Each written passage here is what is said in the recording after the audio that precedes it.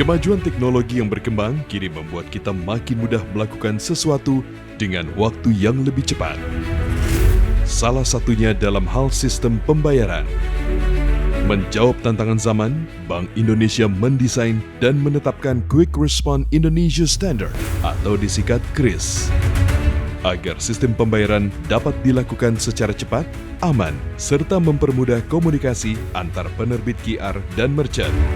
Dengan tagline unggul, diharapkan masyarakat lebih mudah dan fleksibel saat bertransaksi menggunakan KRIS.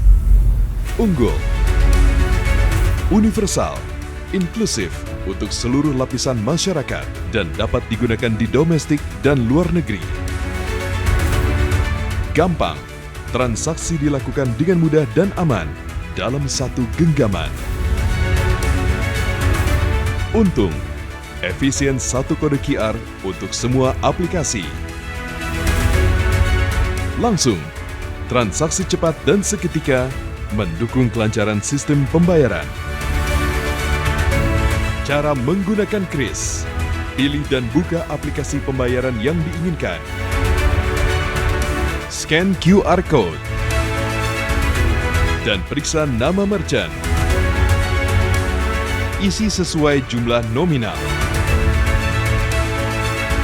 Dan lakukan pembayaran.